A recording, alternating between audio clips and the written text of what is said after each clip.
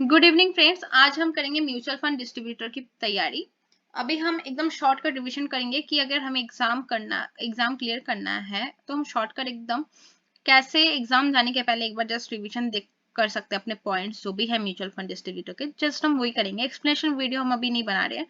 अभी जिससे एकदम शॉर्ट होगा, जिससे कि आपका बस आप कहीं भी एग्जाम देने जा रहे हो, बस आपके पास थोड़ा सा टाइम है और आपको पूरा रिविजन करना मेन बस छूट ना जाए उसके लिए। ओके, तो हम स्टार्ट करते हैं। Investor and their financial goals. Why investment, मतलब हमें इन्वेस्टमेंट क्यों करना चाहिए और उसके बेनिफिट क्या क्या है। ठीक है, तो हम यहाँ पे देख सकते हैं इन्वेस्टमेंट बेनिफिट। ओके, ये रहा हमारा इन्वेस्टमेंट बेनिफिट। तो हमें यहाँ पे इन्वेस्टमेंट बेनिफिट्स देखने हैं। ये सारे हमारे हो गए बेनिफिट।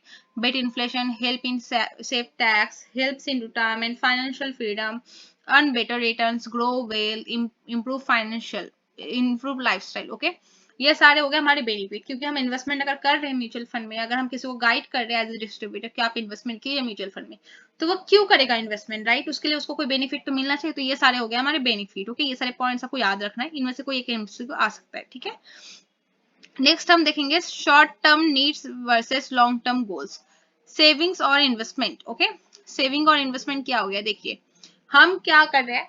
अब दोनों दोनों का वाइस वर्सा है, अगर आप देखेंगे तो। ठीक है, आप अमाउंट अगर सेव नहीं करेंगे तो आप इन्वेस्ट नहीं कर सकते। ओके, आपको पहले अमाउंट सेव करना पड़ेगा, पहले आपको अमाउंट सेव करना है, फिर आप इन्वेस्टमेंट कर रहे हैं। ओके, तो ये आपको होगा। ठीक है, नेक्स्ट हम देखेंगे फैक्टर्स टू इवेलुएट इन्वेस्टमेंट्स। अभी अगर हम इन्वेस्टमेंट करते हैं तो उसके क्या क्या फैक्टर्स होते हैं, क्या क्या बेनिफिट होगा, हम कैसे इन्वेस्टमेंट करेंगे तो हमें क्या क्या बेनिफिट होंगे म्यूचुअल फंड में। ओके, सेफ्टी 100% है। ओके, सेफ्टी लेके कोई डाउट नहीं है, सब सेबी के अकॉर्डिंग होता है, सब सेबी रजिस्टर्ड ब्रोकर आईएमसी सब कुछ से करना है आपको। ओके, लिक्विडिटी डेफिनेटली है, आप जब चाहे उसको सेल कर सकते हैं, बस वर्किंग डे आपको फॉलो करना है। बाकी T+2 डे सेटलमेंट अमाउंट होता है ना। वैसे लिक्विड फंड की अलग होती है, तो आप कर सकते हैं इजिली, लिक्विडिटी है। अगर हम एज कंपेयर करें liquidity like gold and all, जैसे कि हो गया हमारा रियल एस्टेट, तो वो समय हमें पहले कस्टमर ढूंढना पड़ता है एंड ऑल, पर यहाँ पे लिक्विडिटी का कोई इशू नहीं है, आप जब चाहे विड्रॉ कर सकते हैं। Return, convenience, ticket size, taxability of income, tax deduction. Okay, ये सारे हो गए हमारे बेनिफिट्स। देन नेक्स्ट हम पढ़ेंगे डिफरेंट एसेट क्लासेस। अभी हम अगर इन्वेस्टमेंट करते हैं म्यूचुअल फंड में, तो कितने सारे इन्वेस्टमेंट के डिफरेंट क्लासेस। अभी अब आपको हम बताना चाहेंगे कि अगर हम देखें real estate, commodities, fix income, equity, ये सारे डिफरेंट है और सबके अलग अलग म्यूचुअल फंड्स भी। अगर आपको एग्जांपल गोल्ड में इन्वेस्टमेंट करना है थ्रू म्यूचुअल फंड, आप कर सकते हैं। आपको डेप में करना है, रियल एस्टेट फंड में करना है, कमोडिटी आपको कहीं भी करना है, डेप फंड में करना है, इक्विटी में करना है, आप हर जगह कर सकते हैं, नो इश्यूज। सारे फंड्स हमारे पास अवेलेबल है। ओके, नेक्स्ट हम पढ़ेंगे इन्वेस्टमेंट रिस्क। अगर हम इन्वेस्टमेंट करते हैं तो क्या क्या रिस्क होता है। इन्फ्लेशन रिस्क होता है, ठीक है, ये पॉइंट आप पढ़ लीजिए। Then liquidity risk, then credit risk. Okay, ये हो गए, ये तीनों हमारे क्या हो गए, इन्वेस्टमेंट रिस्क, याद रखिएगा। ठीक है, नेक्स्ट हो गया market risk and price risk, interest rate risk. Okay, ये सारे रिस्क हो गए। अभी नेक्स्ट हम पढ़ेंगे बिहेवियरल बायस इन इन्वेस्टमेंट डिसीजन मेकिंग। अभी क्या क्या बायस होते हैं, सारे बायस ही बहुत ज्यादा इंपॉर्टेंट है। हम नेक्स्ट वीडियो जब बनाएंगे तो हम हर एक पॉइंट को हम एक्सप्लेन करेंगे। यहाँ पे हम जस्ट एक रिविजन वीडियो बना रहे हैं, तो इसलिए हर एक चीज को हम एक्सप्लेन नहीं कर सकते अभी। ठीक है, ये सारे आप पढ़ सकते हैं। Ability, heuristic, confirmation bias, familiarity bias, herd mentality, loss aversion, over confident, डिसेंसिव बायस। ओके, ये सारे बायस हो गए। ये क्या है, अगर हम मैं अगर आपको एज ए इन्वेस्टमेंट बोलूं, इन्वेस्टर बोलूं, तो मेरे दिमाग में बहुत, मैं किस टाइप के इंसान हूँ, लाइक ये इसका डेफिनेशन, अगर मुझे पता है कि यही फंड ऊपर जाएगा तो उसको हम ओवर कॉन्फिडेंस बायर बोलेंगे। ठीक है, तो ये जस्ट मैंने आपको एग्जांपल दिया बायस मतलब क्या होता है, तो वो हम एक्सप्लेनेशन अलग वीडियो बनाएंगे, तो आप वहां पे चेक कर सकते हैं। ठीक है, अभी हम नेक्स्ट देखेंगे understanding asset allocation. Understanding asset allocation, okay, ये क्या है। अभी यहाँ पे हम देखेंगे 3 पॉइंट है, इसके अकॉर्डिंग जो म्यूचुअल फंड फंड मैनेजर है वो अपना इन्वेस्टमेंट जो एलोकेट करते हैं, लाइक अपना जो अमाउंट है, जो स्टॉक्स बाय करेंगे, जो अमाउंट आपका डिवाइड करेंगे इसके अकॉर्डिंग। फर्स्ट पॉइंट है strategic asset allocation, tactical asset allocation, rebalancing. Okay, then अभी हम आ गए, चैप्टर 1 हमारा कंप्लीट हो गया है। ये क्विक रिविजन था, इसीलिए हमने हर एक चीज एक्सप्लेन नहीं किया। मैं उम्मीद रखूंगी अगर हम एग्जाम देने जा रहे हैं अभी, तो हमारा ऑलरेडी सब हुआ हुआ है। अगर आपको चाहिए कि हम हर एक पॉइंट एक्सप्लेन करके वीडियो बनाए तो आप प्लीज कमेंट कीजिए, डेफिनेटली मैं आपको हर एक चीज एक्सप्लेन करके बताऊंगी कि क्या क्या होता है। Okay, next concept and role of a mutual fund. What is a mutual fund? This is very normal question. You know very well. I think mutual fund is a vehicle to mobilize money from investors to invest in different markets and securities in line with the common investment objective agreed upon between the mutual fund and the investors. Okay. Role of mutual fund: assist investor in earning income or building wealth, mobilization of saving, facilitating and infusion of capital in the economy, market stabilizer. ये role of mutual fund आपको पढ़ लेना है। Different scheme according to investment objective, हमारे पास बहुत सारे schemes होते हैं। आपका जो इन्वेस्टमेंट का ऑब्जेक्टिव है उसके अकॉर्डिंग आप इन्वेस्टमेंट कर सकते हो, नो डाउट। ओके, ऐसा कुछ नहीं है कि हम जो बोले उसी में करना है। आपका जो रिस्क है आप उसके अकॉर्डिंग करेंगे, राइट। आपको करना हाई रिस्क तो आप जरूर स्मॉल कैप में करिए इन्वेस्टमेंट। आपको रिस्क नहीं चाहिए तो आप डेट फंड में कीजिए, रिटायरमेंट अमाउंट है तो जैसे जैसा रिस्क रहेगा वैसे वैसा होगा, ठीक है। तो इसलिए बोला जाता है pool of money, it's a very important line. Investment policy of mutual fund, ये आपको रीड कर लेना है, ठीक है। Next important concept in mutual fund, units. पता ही होगा आपको क्या होता है यूनिट्स, मतलब लाइक क्वांटिटी, अगर हम स्टॉक मार्केट के लैंग्वेज में बोले। Face value, unit capital, requiring expenses, net asset value, asset under management, mark to market. Okay, ये सारे कॉन्सेप्ट हमारे म्यूचुअल फंड के बहुत ज्यादा इंपॉर्टेंट। अभी हम नेक्स्ट आ जाएंगे advantage of a mutual fund. Advantage of a mutual fund next हम पढ़ेंगे। Professional management, okay, affordable portfolio diversification, economic of scale, transparency, liquidity, tax deferral, tax benefit, convenient option, investment comfort, regulatory comfort, systematic approach of investment. Okay, ये सारे क्या है हमारे advantage of a mutual fund. ये सारे point आपको क्या करना है, एक एक करके याद करना है, इनका सारा का मीनिंग आपको समझना है। आई थिंक आपको सारे आते होंगे, अगर नहीं आते तो प्लीज आप लाइक एंड शेयर कीजिए, मैं आपको हर एक चीज का डिटेल वीडियो बना के दूंगी। ओके, नेक्स्ट हम पॉइंट में जाएंगे, limitations of a mutual fund: lack of portfolio customization, choice overload, no control over cost. ये क्या है, lack of limitations है, ठीक है। lack of portfolio customization, जैसे आप अपने मर्जी से नहीं कर सकते कि मुझे रिलायंस के शेयर में ही ज्यादा इन्वेस्टमेंट करना है, मुझे एचडीएफसी के ही करना है, वो आपका फंड मैनेजर ही डिसाइड करेगा। ओके, चॉइस ओवरलोड मतलब क्या हो गया हमारे पास कि आपके पास इतने ज्यादा ऑप्शंस है ना, आप कंफ्यूज हो जाएंगे और सही कहीं ना कहीं आप नहीं कर पाएंगे। तो इसीलिए आपको क्या करना पड़ेगा, एज ए इन्वेस्टर आपको म्यूचुअल फंड डिस्ट्रीब्यूटर जो होते हैं उनसे गाइड लेना चाहिए, क्योंकि उनको ट्रेनिंग दी जाती है, उनको एक्सपीरियंस होता है, उनको पढ़ाया जाता है कि कैसे हमें चूज करना है, कब किस में इन्वेस्टमेंट करना है, जिससे कि आपको कोई कंफ्यूजन ना हो, क्योंकि हमारे पास ऑलरेडी इतने सारे ऑप्शन है तो हम सही ऑप्शन को ना मिस करें। Okay, no control over cost, आपका कोई कंट्रोल नहीं है कि कितना एक्सपेंस होगा कितना नहीं होगा इस पे।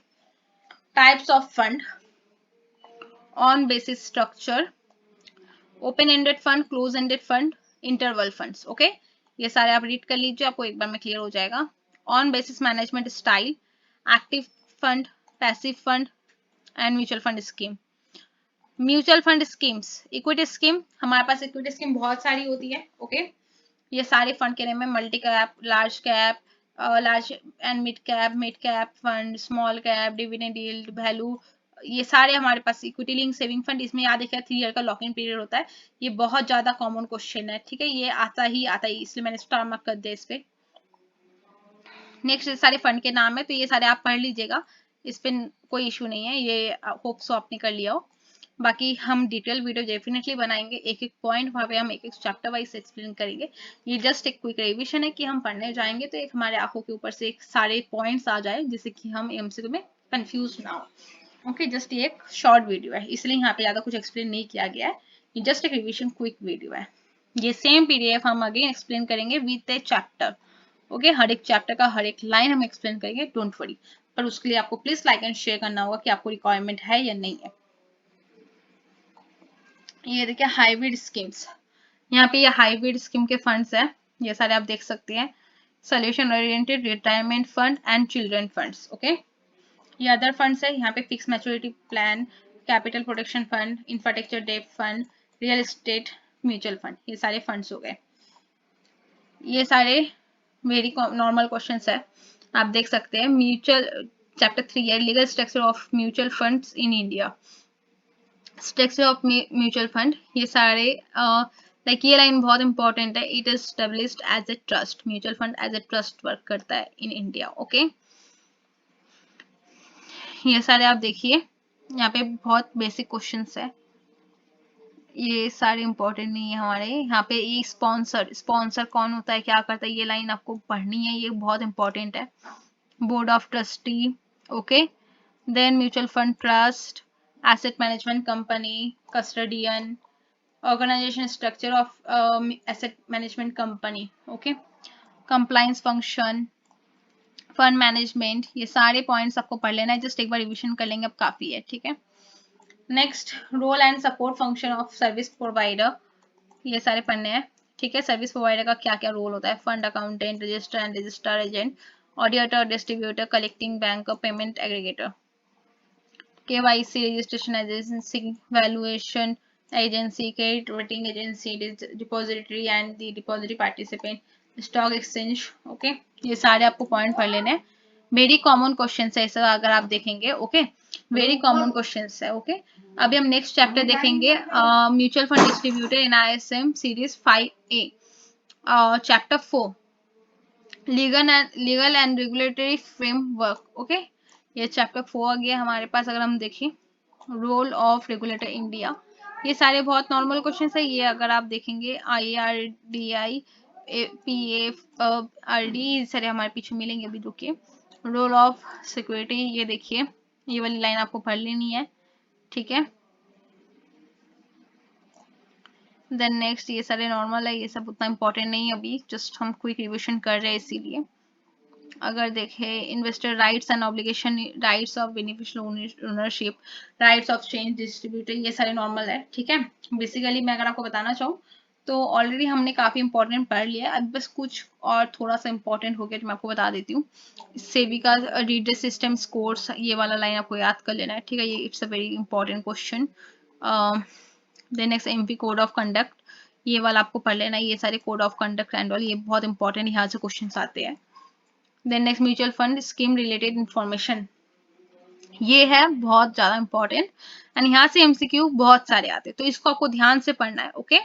मैंडेटरी डॉक्यूमेंट्स क्या क्या है, ठीक है। मैंडेटरी डॉक्यूमेंट्स, दो हमारे पास डॉक्यूमेंट है, SID एंड ACI, इनका फुल फॉर्म आपको याद कर लेना है, फुल फॉर्म भी आ सकता है, ठीक है, इनको आप कर लेना है। Objective of the scheme related documents आपको कर लेना है, ये पूरा आपको पढ़ लेना है, ये SID का, ठीक है। ये सब कुछ इनका टेबल एंड कंटेंट है, ये सारा आपको पढ़ लेना है, ठीक है। Then eligible investor scheme stability, ये सब नॉर्मल है, एक बार रिविजन कर लीजिए काफी, पर ये ऊपर का जो मैंने बोला बहुत ज्यादा इंपॉर्टेंट है। और ये किम, it's a very important question, okay, and ACI तो हमने पढ़ लिया ऊपर, ये सारा आपको, ये चैप्टर आपको पढ़ना है, इनमें से बहुत सारे MCQs आएंगे, ये सारे आपको पढ़ना है, ठीक है, ध्यान से आप एक बार पढ़िएगा। एडिमडम, okay. Then updation of SID, कितने टाइम में अपडेट होता है, ACI कितने टाइम में होता है, KIM कितने में होता है, KIM क्या होता है, ये सारे इंपॉर्टेंट है, ये सारा आपको पढ़ना है। देन ये तो कोई बात नहीं, इसको रहने दीजिए। ये फन फैक्ट शीट, ये सारे इंपॉर्टेंट है, आपको जो जो मैं मार्क कर रही हूँ बेकार नहीं है एक भी, इनको आपको पढ़ के ही जाना है, आप 100% पास करेंगे। अगर नहीं पास करते तो प्लीज कमेंट कीजिएगा, मैं आपको बता देती हूँ, आप 100% पास करेंगे, आपको डेफिनेटली पास करना ही होगा, क्योंकि ये सारे इंपॉर्टेंट क्वेश्चन है, इस पर कोई डाउट ही नहीं है। अभी देखिए, ये नेक्स्ट चैप्टर आ गया, individual modern online channel partner stock, ये तो कॉमन है, आपको पता ही होगा ये सब। एमिट यूटिलिटी, इलेक्ट्रॉनिक प्लेटफॉर्म, तो बेसिकली अगर मैं आपको बताऊं तो जो इंपॉर्टेंट चीजें होती है, concept of trail commission, okay, जो मेन MCQ में आते हैं, ट्रांजेक्शन चार्ज एंड ऑल, ये सारे कमीशन, GST, ये mandated by SEBI, change of distributor हम कर सकते हैं नहीं कर सकते। लोकेशन देखिए, ये वाला लाइन बहुत इंपॉर्टेंट, ये आपको याद करना है, इनमें से 2 से 3 MCQ 101% आता है, आप कमेंट कर दीजिएगा नहीं आए तो ये आपको जरूर पढ़ना पड़ेगा। बाकी आप इतना पढ़ लीजिए, आई होप सो कि आप क्लियर डेफिनेटली कर लेंगे। बाकी यहाँ से देखिए, ये क्या है ना, ये हमारा हो गया कैलकुलेटिव, ओके। इसके लिए आपको क्या है, पहले से फॉर्मूलाज जो है याद करने हैं, आपको नंबर्स दे दिए जाएंगे, उनके अकॉर्डिंग आपको वहाँ पे कैलकुलेशन तो करना पड़ेगा, देखिए, तो वो आप कर लेंगे, आई होप सो। अगर फिर भी कोई डाउट हो तो आप मुझे बोल सकते हैं, मैं आपको डेफिनेटली एक्सप्लेन कर दूंगी। कैपिटल गेन क्या होता है, कैपिटल गेन कितना लगता है, ये भी आता है एग्जाम में, तो आपको ये पढ़ना है शॉर्ट टर्म कैपिटल गेन क्या होता है, लॉन्ग टर्म आता है। इनमें से 2 क्वेश्चन आपको आ जाएंगे, ये रहा, ये आपको पढ़ के जाना है। इनमें से आपको 2 क्वेश्चन डेफिनेटली आ जाएगा। ओके, ये देखिए डिविडेंड इनकम होता है कि नहीं होता है, ये इस टाइप के सारे sharing of gains and losses under income tax. Okay, security transaction tax होता है, कितना होता है, नहीं होता है, ये सारा आपको पढ़ के जाना है। ये देखिए ये वाला आपको पढ़ के जाना है। ओके, टैक्स बेनिफिट क्या होता है म्यूचुअल फंड में, ये भी पढ़ना है। ईरेस फंड जो मैंने आपको बोला, इक्विटी सेविंग फंड, वो एक एचयूएफ का देखिए यहाँ पे, ये भी पढ़ना है आपको। लॉक इन पीरियड होता है उस पर, ठीक है।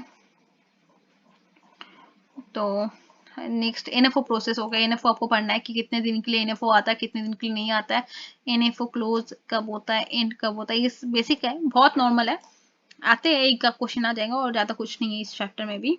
हम देख लेते हैं बाकी। केवाईसी तो आपको पता ही होगा, इस वेरी नॉर्मल क्वेश्चन है, बेसिक क्वेश्चन आते हैं, इसमें कोई दिक्कत वाली बातें नहीं है। जो मैंने आपको बताया अभी तक, जितना कुछ मैंने एक्सप्लेन किया है ना, वो सारे आपको पढ़ लेना है, ठीक है। स्पेसिफिक रिस्क फैक्टर ये वाला पढ़ लेना है आपको, रिस्क रिलेटेड ये वाला पढ़ लेना है, factor that affected mutual fund performance ये वाला पढ़ लीजिए आप, ठीक है। Systematic risk, unsystematic risk, then investment style, growth investment style, value investment style, ये दोनों पढ़ लीजिए। Fundamental analysis, top down approach, bottom up approach, ये दोनों पढ़ना है। इंटरेस्ट रेट, देन ये सारा आपको पढ़ लेना। देखिए ये सब आपका हो गया जस्ट फॉर्मूलाज, वेरिएंस, स्टैंडर्ड डेविएंस, बेटा, इनमें से आपको 5-6 क्वेश्चन मिल जाएंगे जिसमें से आपको कैलकुलेशन करना होता है, ठीक है, कि जस्ट फॉर्मूला है एंड और कुछ नहीं। और benchmark of performance, P mark, ये सब कुछ इंपॉर्टेंट नहीं है अभी के लिए। हाइब्रिड फंड डेफिनेटली पढ़ना है, गोल्ड ETF, ये सब तो आपने ऊपर भी पढ़ लिया ऑलरेडी कि हाइब्रिड फंड क्या होता है एंड ऑल। ये देखिए टेन्योर रेशियो का फॉर्मूला जो है ना आता है, ठीक है, earn Sharpe ratio formula, it's a very important, मैं स्टार दे रही हूँ अगेन, ये डेफिनेटली आता है। अल्फा ट्रैकिंग एरर तो 101% आएगा ट्रैकिंग एरर। इनमें से आप समझ लें ये जो पेज है ना, इस पेज में आप समझ लें 3 से 4 मार्क्स आपके एकदम फाइनल है, ठीक है। इसको आपको अच्छे से पढ़ के जाना है, इसके जो फॉर्मूला एंड ऑल है ये करके जाना है आपको, इनमें से आ जाएंगे पक्का। नेक्स्ट एज ऑफ इन्वेस्टर कितना होना चाहिए, सब बेसिक्स है, ये सब आपको एक बार रीड कर लेना बस, और कुछ नहीं है ये तो। देन हो गया ऑलमोस्ट आपका। आप इस वीडियो का जो मैंने आपको दिया है ये जस्ट एक शॉर्ट वीडियो था, ठीक है। इस शॉर्ट वीडियो में जो जो मैंने पढ़ाया अगर वो सारा कुछ आपको क्लियर है तो 101% आप mutual fund distributor exam clear कर लोगे अच्छे मार्क्स से। अगर क्लियर नहीं है तो कोई इशू नहीं है, मैं आपका क्लियर करूंगी एक एक चैप्टर का। मैं आपको जस्ट ओवरऑल मैंने बता दिया कि हमें क्या क्या पढ़ना है, क्या क्या इंपॉर्टेंट है एग्जाम के लिए। अब हम करेंगे क्या, चैप्टर वाइज एक्सप्लेनेशन के साथ वीडियो बनाएंगे, ओके। और हम क्लासेस भी प्रोवाइड करते हैं, अगर आपको जरूरत है कि पर्सनल गाइडेंस को आपको चाहिए तो आप प्लीज हमें डायरेक्ट मैसेज कर सकते हैं, हम डेफिनेटली आपको क्लास भी प्रोवाइड करेंगे, okay. So thank you so much for watching the video. अगर हेल्पफुल हुआ ये वीडियो आपको तो प्लीज आप लाइक कीजिए एंड कमेंट कीजिए, जिससे कि हमें और मोटिवेशन मिले और हम और ऐसी वीडियोस बना पाए। Thank you so much for watching the video, please like and subscribe the video, thank you.